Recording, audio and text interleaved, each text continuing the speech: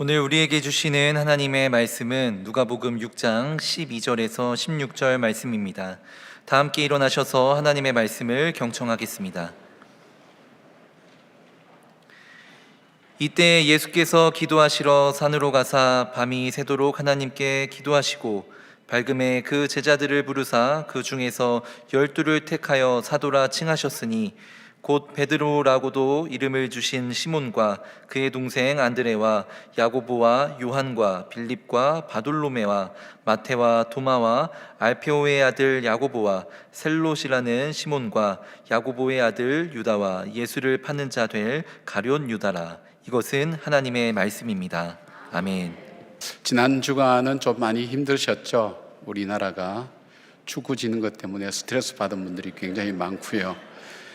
그 다음에 또 젊은 소방관이 세상을 떠나는 것을 보면서 마음 여러 가지 우울한 부분들도 많았을 것입니다.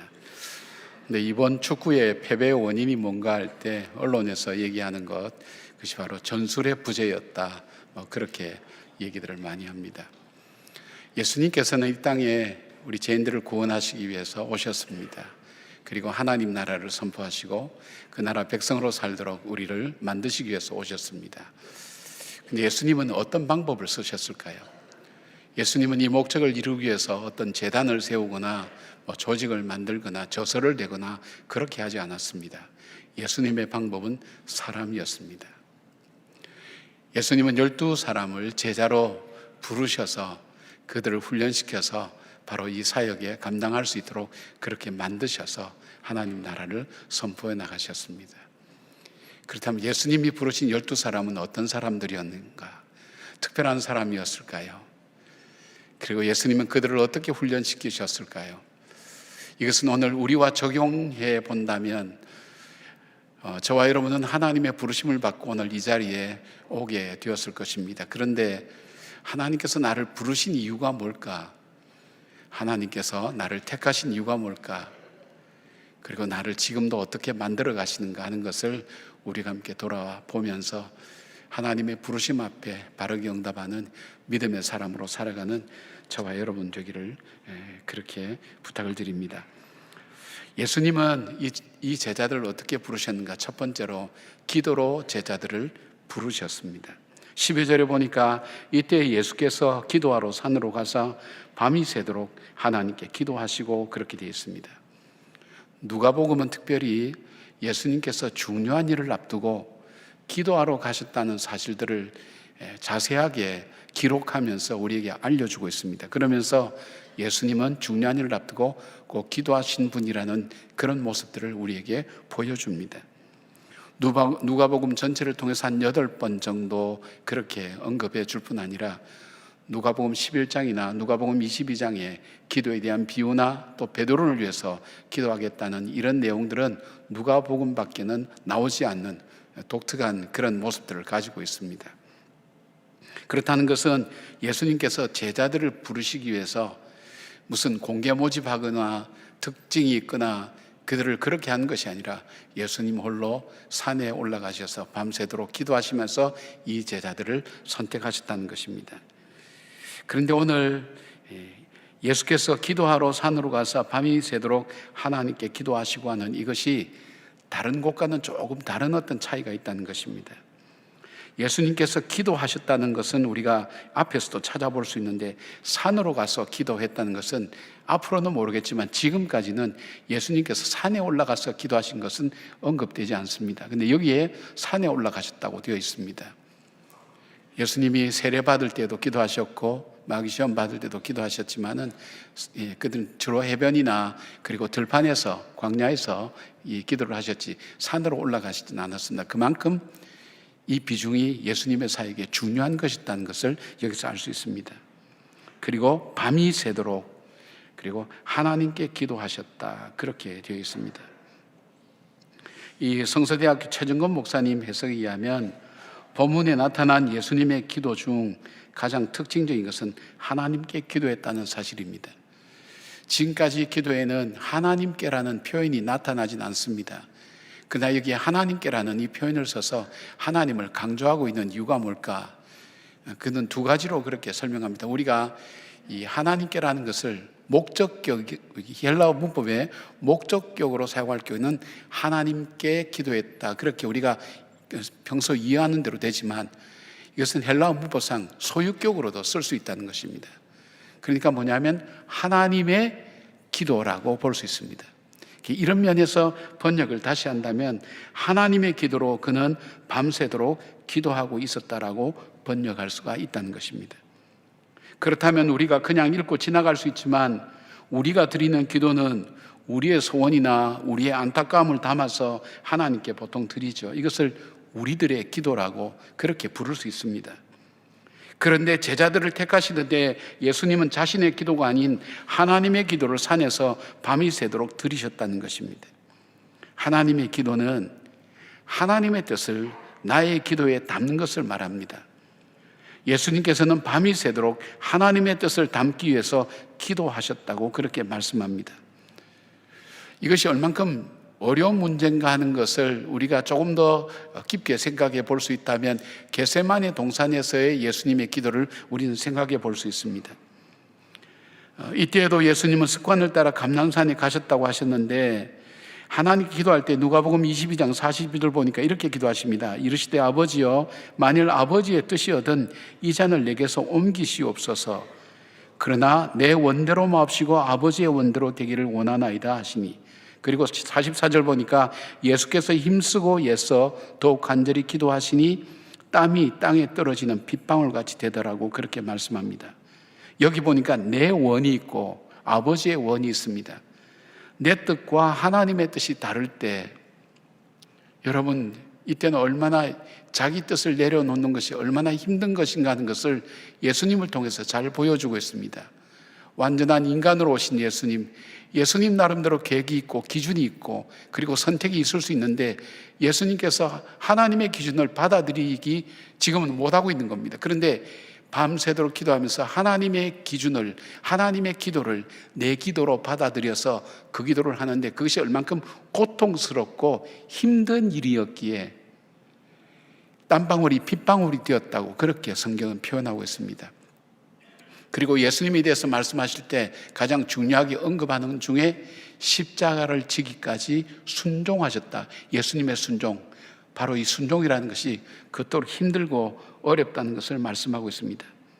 바울은 고린도전서 9장 27절에 내가 내 몸을 쳐 복종하게 함은 그렇게 말씀하는데 내 몸을 친다는 이 단어 휘포피아조라는 단어를 썼는데 이 단어는 어떤 표현을 쓸 때 쓰는가 하면 더 쉽게 말씀드리면 권투할 때 상대방이 이 사람이 다른 사람을 넘어뜨리기 위해서 눈 두덩이 있는 데를 정말 이게 넘어지도록 더 이상 일어나지 못하도록 그렇게 힘차게 때리는 것을 말합니다.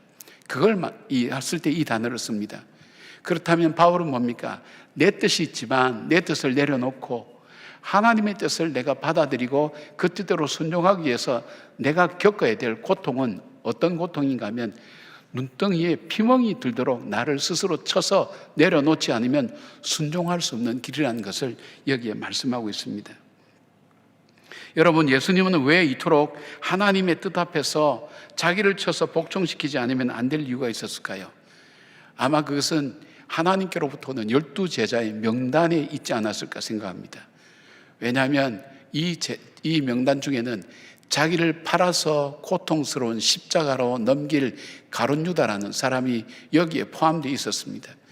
여러분 한번 생각해 보십시오. 자기를 배신할 사람하고 심지어는 자기를 팔아서 감옥에 집어넣을 사람하고 사업을 동업하겠다고 하는 분 여러분 중에 있습니까? 자녀도 아마 보지 않을 거예요.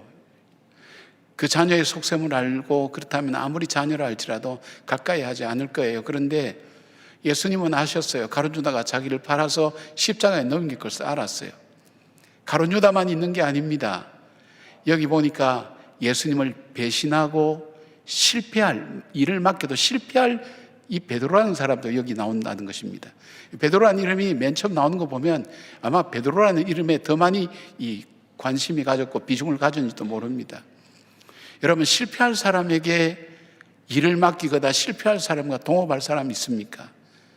아니, 실패한 사람보다 더 어려운 사람이 어떤 사람입니까? 배신한 사람 아닙니까? 말씀드리지만 배신한 사람은 내 몸이 알아요. 배신할 사람은 내가 용서했다고 말한다 할지라도 저 앞에서 걸어오면 내 몸이 알아서 저절로 피해요. 만나고 싶지 않아요. 함께하고 싶지도 않고 보고 싶지도 않아요. 그것이 배신한 사람에 대한 사람의 일반적인 감정입니다. 그리고 이 제자들은 다 어떤 제자들입니까? 위기와 어려울 때에 예수님을 다 버리고 도망갈 제자들이라는 걸 알 때 예수님이 선뜻 바로 이 사람들을 제자 삼겠다고 그렇게 말씀하실 수가 있었을까요? 받아들일 수가 없었을 것입니다. 이것은 이 제자들에 대한 부분이 아니라 오늘 저와 여러분을 향한 우리 하나님의 부르심 앞에도 동일하게 적용되고 있지 않습니까? 저는 왜 하나님께서 저를 택하셨는지 저는 아직도 이유를 몰라요. 여러분은 아시는가요? 왜 나 같은 사람을 부르셔서 주님을 믿게 하셨고 주님의 제자로 나를 부르셨는지, 왜 이 바쁜 시간에 주일날 교회 와서 예배드리고 함께 봉사하고 섬기는 이 길에 하나님께서 왜 나를 부르셨는지 여러분 그 이유를 아시는 분이 계시나요? 그런데 우리 자신들을 한번 돌아보십시다. 저는 제가 제 같아도 저를 선택하지는 않을 것 같아요. 저 자신을 솔직하게 말씀드리면 우리 중에는 실패자가 없나요? 하나님께서 은혜와 축복으로 주신 가정을 힘들게 만들고 어렵게 만든 분들은 없나요? 하나님께서 귀하게 주신 생명을 정말 하나님께 주신 귀한 이 사역들을 스스로 망치고 실패한 분들은 없나요? 어쩌면 하나님의 뜻과 내 뜻이 상치될 때에 하나님의 뜻을 짓밟으며 내 뜻을 세웠던 그런 배신자는 없나요? 아니, 그것까지는 아니더라도 고개를 돌리면서 뒤돌아서서 다른 길로 갔던 분 없나요? 우리의 삶이 그런 모습이 아닌가요? 그런데도 왜 그 하나님은 나를 부르셨을까요? 그것을 우리는 은혜라고 밖에는 표현을 못합니다. 일방적으로 베푸시던 하나님의 사랑, 그 표현밖에는 쓸 수가 없습니다. 왜 나를 구속해 주는지 나는 알 수 없다가 그 찬송이 아니라 내 삶에 나를 통해서 나를 정직하게 직면할 때 바라보는 겁니다. 그 하나님은 그러시면서도 불구하고 나를 부르셨다는 것입니다. 우리가 하나님의 부르심이라는 찬양이 있는데 그 가사가 참 마음에 와닿았습니다. 하나님의 부르심에는 후회하심이 없네. 내가 이 자리에 선 것도 주의 부르심이라. 하나님의 부르심에는 결코 실수가 없네. 나를 부르신 하나님의 신실하심을 믿네. 작은 나를 부르신 뜻을 나는 알 수 없지만 오직 감사와 순종으로 주의 길을 가리라. 때론 내가 연약해져도 주님 날 도우시니 주의 놀라운 그 계획을 나는 믿으며 살리. 날 부르신 뜻 내 생각보다 크고 날 향한 계획 나의 지혜로 측량 못하나 가장 좋은 길로 가장 완전한 길로 오늘도 날 이끄신 믿네. 신실하신 주를 찬양해. 사랑하는 여러분, 저와 여러분을 선택하기 위해서 우리가 이를테면 예수님은 가망이 없습니다. 이 사람은 아닙니다. 거절할 만큼 우리에게는 허점과 단점과 그리고 치명적인 어려움들이 있었다는 것을 우리가 알면서도 불구하고 하나님은 우리를 부르셨고 우리를 구원하시기 위해서 자기 아들을 십자가에 못 박아 죽이면서까지 우리를 구원해 주신 그 사랑을 저희들은 잊고 있습니다. 그래서 그 은혜를 아는 자의 삶이 어떤 것인가, 그 은혜에 응답하는 삶이 무엇인가를 다시 돌아보면서 우리를 부르셔서 제자 삼으시고 우리를 새롭게 만들어 가시면서 하나님의 귀한 사역을 위해서 우리를 지금도 부르시고 계신다는 사실을 기억하며 그 은혜에 응답하는 믿음의 삶 사는 저와 여러분 되었으면 좋겠습니다. 주님께서 두 번째로 이 제자들을 새로운 공동체로 부르셨습니다. 기도 후에 예수님은 제자들을 부르셨죠. 그래서 제자 공동체를 만들었습니다. 12명의 제자를 만들었습니다. 그것은 상징적인 의미가 있습니다. 이스라엘을 대표하는 것이 12지파입니다. 그렇다면 예수님께서 12명의 제자를 만든 것은 지금까지 내려오는 그런 공동체가 아니라 바로 예수님께서 만드신 새로운 공동체를 주님께서 만드셨다는 것입니다. 여기 본문과 본문 이후에 대한 말씀 보면 세 부류의 사람들이 나옵니다.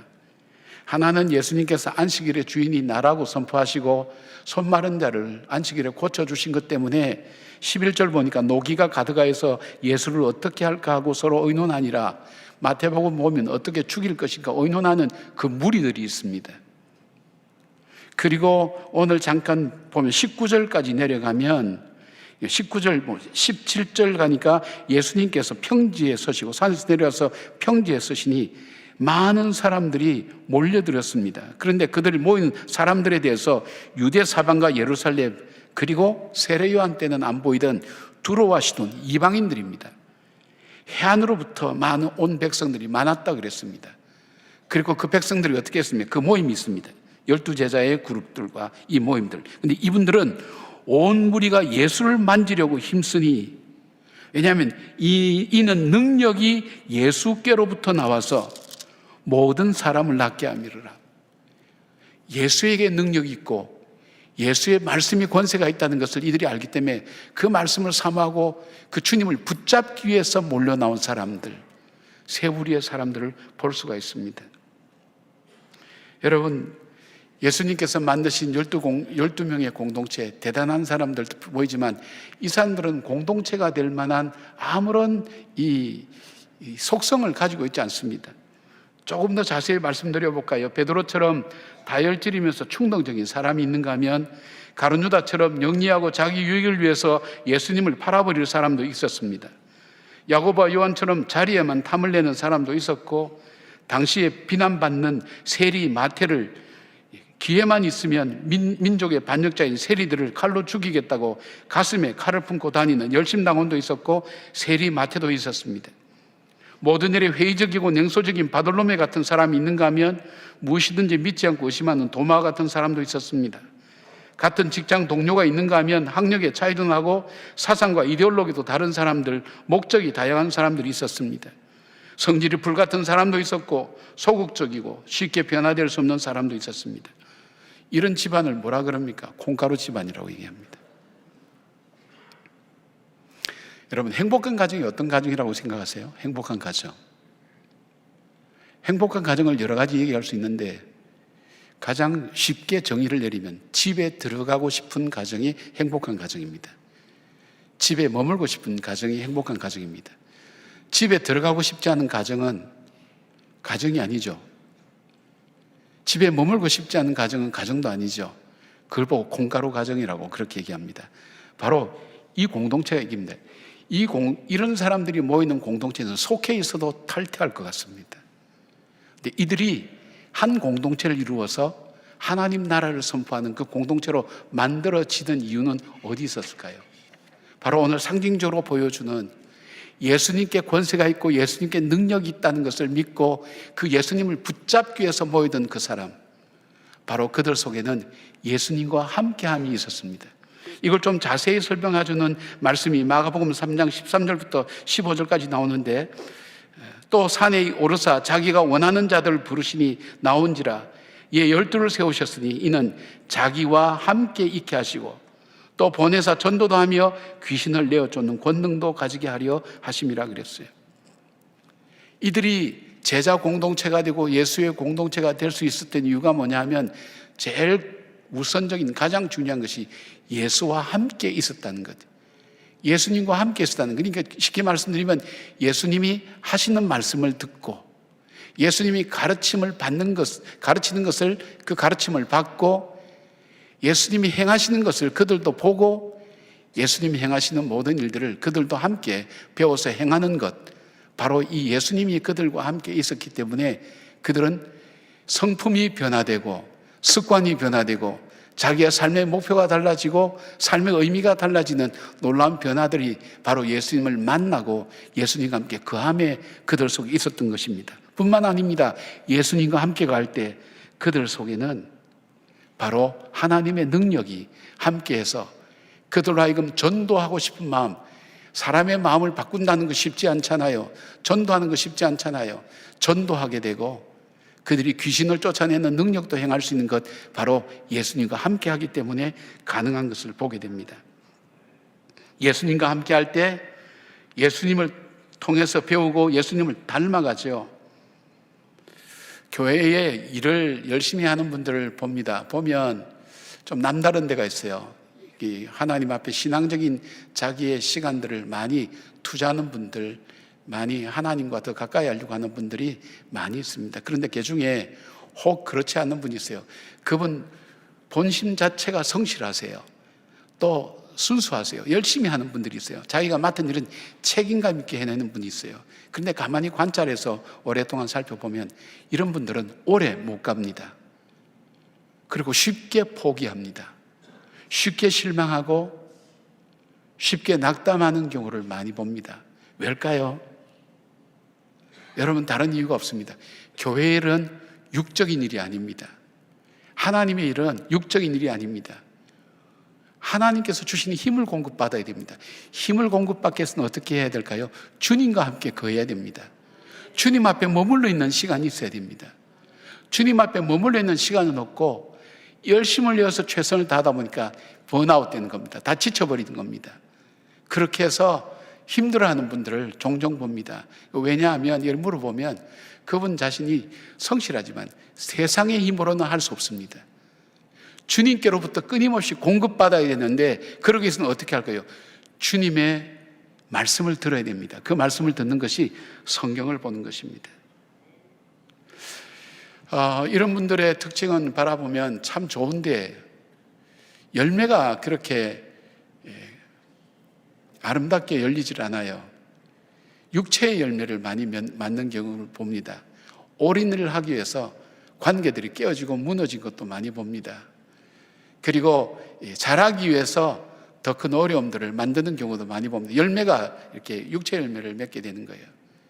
그러나 하나님, 주님과 동거하며 주님께서 주신 말씀을 듣고 그 말씀 따라 할 때 성령의 열매를 맺게 됩니다. 그리고 그 열매가 결과도 얼마나 아름다운지 모릅니다. 시편 1편에 보면 복 있는 사람은 어떤 사람인가 말씀한 다음에 악인은 바람에 나는 겨와 같다 그랬습니다. 여러분, 시골에서 이렇게 자라신 분들은 추수하고 나면 겨가 얼마나 높이 쌓여집니까? 대단한 것 같죠? 근데 바람이 한번 회오리 바람이 확 지나고 나면 등교가 어디로 사라진지 알 수 없습니다. 마찬가지로 헛된 일을 하는 것과 마찬가지인 것입니다. 우리가 주님 없이 사역할 때, 주님 없이 섬길 때, 주님 없이 신앙생활할 때, 그래서 주님은 너희가 나를 떠나서는 아무것도 할 수 없다고 하신 말씀이 바로 그 말씀인 겁니다. 사랑하는 여러분, 주님과 만나지 않는데 어떻게 주님께 배우겠습니까? 주님께 질문하지 않는데 어떻게 주님의 뜻을 알겠습니까? 주님과 함께하지 않는데 어떻게 주님과 가까워지게 되어 있겠습니까? 여러분, 우리가 주님과 교제할 때 우리의 다양한 개성은 다른 점이 아니라 다양성으로 바뀌게 되고 우리의 연약함은 주님을 더 의지하게 되는 믿음의 모습으로 나타날 것입니다. 고린도후서 12장 9절에 그러므로 도리어 크게 기뻐함으로 나의 여러 약한 것들에 대하여 자랑하리니 이는 그리스도의 능력이 내게 머물게 하려 함이라. 자기가 연약해서 할 수 없는 것을 주님께서 하게 하셨으니까 자기를 자랑할 것이 없는 거예요. 바로 그걸 말씀하는 거예요. 여러분, 자기 능력으로 한 사람의 특징이 뭡니까? 내가 하는 것을 많이 강조하게 되고 그러다 보니까 다른 사람들이 별로 좋아하지 않아요. 반발이 일어나요. 저 사람이 했다 할지라도 세상은 쉽게 인정하나요? 자기 의의가 점점 강해지면서 사람들과의 관계가 어려워지고 하나님의 뜻, 주님의 뜻을 이루는 것이 아니라 자기 뜻을 이루기에 바쁜 거죠. 그러기 위해서는 어떻게 할까요? 말씀 앞에 서시기를 바랍니다. 그리고 기도하시기를 바랍니다. 제가 부탁드리는 것은 여러분의 열심이 기도와 말씀보다도 넘친다면 약간 일을 조정하시기 바랍니다. 그렇지, 이번에 내가 목자 때문에 목자 한다고 힘들었는데 저 말 듣고 보니까 내 힘에 겨운 거야. 난 그만둬야겠다. 이런 뜻이 아닙니다.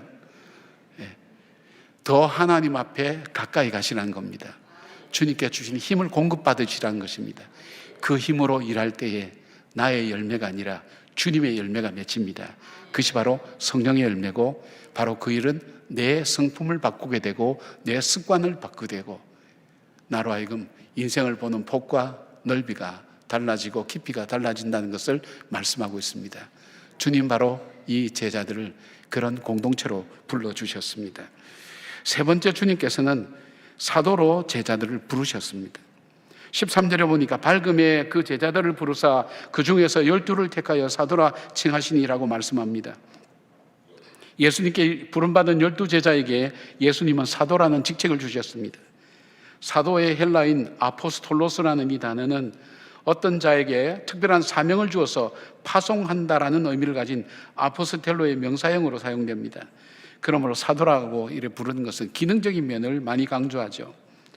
누가는 12명의 제자들을 사도라고 표현을 자주 했는데 누가복음에는 6번, 이 사역이 시작되는 사도행전에 가서는 28번이나 이 단어를 사용합니다.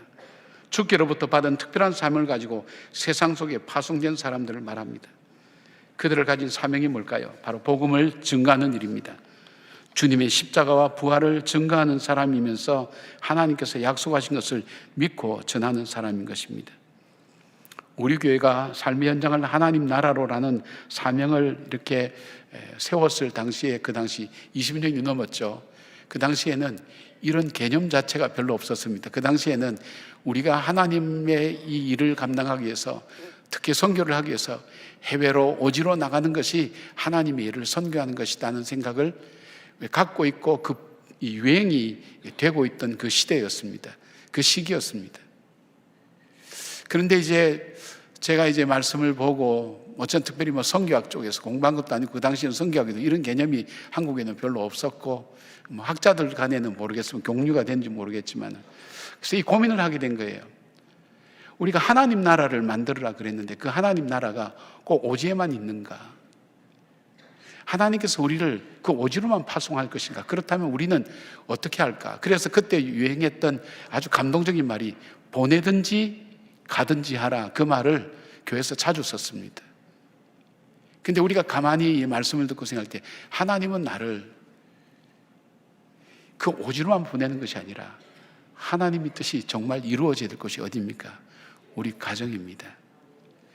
사랑하는 여러분, 저는 이제 결혼 생활도 꽤 오래 했지만은 되돌아보면 내가 남편으로서, 아빠로서 제대로 가정을 꾸려나갈 수 있는 자격이 있었을까? 능력이 있었을까? 별로 없었던 것 같아요. 하나님께서 나를 가정을 하나님의 나라로 만들어 가라는 것으로 생각하고 가정으로 보내셨는데, 또 교회도 생각해 봅니다. 참 좋은 성도님들을 하나님 만나게 해주셔서 지금까지 여러분을 섬겨왔는데 정말 나는 여러분을 섬길 만한 자격이 있는 목사로서 살아왔는가? 솔직히 고백하면 겸손을 떨려고 하는 것이 아니라 정말 자격이 없습니다. 제 친구들이, 제 동기들이 압니다. 너 아직도 동안교회에 있니? 이렇게 질문하는 그 속에는 너 그럴 줄 몰랐다, 그런 생각이죠. 당연하죠. 그것 때문에 다르게 생각하지 않습니다. 맞다고 생각합니다. 제가 생각할 때 그때 하나님께서 오지로만 보내는 것이 아니라 나를 가정으로 보내셨다. 이 가정이 참 저는 후회되는 부분도 많지만 하나님이 통치하시는 하나님 나라가 되도록 나를 파송해 주셨다. 나는 하나님께 보냄을 받은 자다. 그 생각을 할 때부터 생각이 많이 바뀌었어요. 그런데 불행한 것은 이게 결혼 초창기부터 이런 마음 가졌으면 제가 이렇게 안 살 건데 비교적 최근에 그런 마음들이 많이 들었어요. 그래서 아내한테 얼마나 미안한지 모릅니다. 자녀한테도 미안하고요. 여러분, 우리를 가정으로 보내셨어요. 하나님께서 우리를 교회로 보내셨어요. 그리고 우리를 직장으로 보내셨어요. 파송하셨어요. 그리고 이 시대 속에, 이 민족 속에 주님 보내셨어요. 어떻게 하라고요? 여기에 하나님 나라를 선포하고 주의 의와 희락과 화평의 나라가 이루어지도록 주님께서 보내주셨어요. 그런데 이 고민이 제 고민만이 아니라는 걸 뒤에 알게 됐어요. 서구 교회론의 새로운 지평을 열었다고 평가받는 영국의 신학자이면서 인도의 선교사였던 레슬리 류비긴 선교사는 자신은 오랫동안 영국에서 파송받아서 인도에서 선교사로 사역을 했습니다. 근데 그가 오랜 시간 동안 사역을 마치고 돌아왔던 영국은 자기를 파송했던 그런 영국이 아니었습니다. 세속주의에 물들면서 영국 자체가 이미 선교의 대상지로 바뀌어져 있다는 것을 발견하고 그는 선교의 개념을 바꾸어 버렸습니다. 사랑하는 여러분, 주님께서 우리를 파송하셨는데, 파송하시는 그 주님 앞에서 우리가 온전히 순종하기 위해서 가장 중요한 것이 뭐냐면 성령 충만입니다. 성령으로 충만하지 않고는 파송받은 곳에서 하나님 나라를 이루어갈 수 없습니다. 그래서 주님께서 하셨던 말씀이 있잖아요. 오늘 누가가 사도행전 1장 8절에 이렇게 표현합니다. 오직 성령이 너희에게 임하시면 너희가 권능을 받고 예루살렘과 온 유대와 사마리아와 땅 끝까지 이르러 내 증인이 되리라 하시니라. 이 말씀 뭡니까? 제자들이 이스라엘을 회복할 날이 언제입니까? 주님 언제입니까? 그거는 너희에 상관할 바가 아니라 너희에게 성령이 임하시면 너희가 권능을 받고, 그리고 바로 이 예루살렘, 쉽게 말하면 우리의 가정, 내 삶, 뭐 이렇게 얘기할 수 있죠. 예루살렘과 그리고 유다와 온 열방 끝까지 내 복음을 증가하라고 그렇게 말씀하시는 것을 우리가 들을 수 있습니다. 그러기 위해서는 우리에게 성령의 충만함이 있어야 됩니다. 하나님께 사모하셔야 됩니다. 주님, 나에게 이 성령 충만함을 주십시오. 내 가정을 섬길 때에도 정말 주님께서 파송한 사람으로 내가 아내로, 남편으로, 자녀로, 부모로 살아갈 수 있도록 나를 붙들어 주십시오. 나를 교회로 파송했습니다. 정말 이 교회가 하나님 주신 사명 감당하는 교회로 세워질 수 있도록 하나님, 내가 쓰임받게 하여 주십시오. 나를 직장으로 파송해 주셨습니다. 단순히 가서 일하는, 벌어먹고 사는 그런 직장이 아니라 하나님께서 파송해 주셔서 그 직장을 통해서 주의 영광을 드러내는 그런 삶을 살도록 하는 것, 그건 우리 능력 밖입니다. 어떻게 할까요? 주의 성령의 영이 우리에게 임하셔야 됩니다. 20세기 최고의 설교가면서도 현대 기독교 지성을 대표하는 존 스타트 목사님은 그의 책 제자도라는 그 책에서 윌리엄 템플이 셰익스피어를 예를 들어서 한 말을 인용합니다. 이렇게 얘기합니다. 내게 햄릿이나 리어 왕 같은 희곡을 주고 그런 희곡을 쓰라고 말하는 것은 아무런 소용이 없는 일이다. 셰익스피어는 할 수 있지만 나는 할 수 없다. 내게 예수님의 삶과 같은 삶을 보여주고 그렇게 살라고 하는 것은 아무런 소용이 없는 일이다. 예수님은 그렇게 살 수 있지만 나는 그렇게 할 수 없다. 그러나 셰익스피어의 재능이 내 속에 들어온다면 나도 그처럼 희곡을 쓸 수 있다. 예수님의 영이 내 속에 들어온다면 나도 그분처럼 살 수 있다고 그렇게 이야기했습니다. 바로 성령께서 나와 함께 하실 때 나는 그 일을 감당하게 됩니다. 바로 성령께서 내 안에 거하시도록 사모하셔야 됩니다. 붙쫓아야 됩니다. 그리고 구하셔야 됩니다. 그 성령이 내 안에 충만할 때 나에게 허락하신 삶의 현장에서 하나님의 거룩한 나라를 만들어 갈 수 있다는 것입니다. 이동훈 목사님의 마가복음 이야기에 나오는 그런 이야기입니다. 2차 대전이 끝났을 때에 독일 슈바르츠 발트라는 작은 도시의 한 교회에서 마을 대표들이 모였습니다. 그 이유는 뭐냐면 그 교회 마당에 있는 예수님의 상 때문이었습니다. 폭격을 맞아서 하필이면 예수님의 두 팔만 떨어져 나간 것입니다. 어떻게 할 것인가? 떨어진 두 팔만 복원시킬 것인가? 아니면 아예 다시 만들 것인가를 두고 토의하는 중에 누가 이런 제안을 했습니다. 여러분, 우리가 폭격 맞아서 두 팔이 없는 예수님의 상을 그대로 놔둡시다. 그 대신 그 밑에 이렇게 우리가 쓰십시다. 예수님은 당신과 나의 팔을 필요로 하십니다라고 말입니다. 그래서 독일에서 이 팔 없는 예수님의 상이 유명하게 된 것이 바로 이런 유래가 되었습니다. 그렇습니다. 주님은 저와 여러분을 기도로 부르셨습니다. 하나님의 뜻을 따라서, 그 은혜를 따라서 우리를 부르셨습니다. 부르셨을 뿐 아니라 우리를 새로운 공동체, 우리의 가진 개성, 우리의 가진 성격, 각기 다른 목적, 이것 가지고는 하나의 공동체를 이룰 수 없는데도 불구하고 주님께서 우리와 함께 하셔서 내 성품을 다스려 주시고 내 습관을 붙들어 주시고 나로 함께 하셔서 한 공동체를 이루어서, 그리고 하나님께서 주신 목적을 이루게 하셨습니다. 그리고 나에게 사명을 주셨습니다. 내 삶의 현장을 하나님께로 만들어가는 그 사명을 주셨습니다. 이제 주님의 손이 여러분의 손을 필요로 합니다. 주님의 발이 여러분의 발을 필요로 합니다. 주님의 시선이 모으는 곳에, 모아지는 곳에 나의 삶이 있게 해달라는 간절한 기도와 함께 성령으로 충만한 한 분 한 분 되셔서 주의 역사를 이루어가는 우리 모두가 되기를 주님의 이름으로 축복합니다. 아멘. 기도하겠습니다.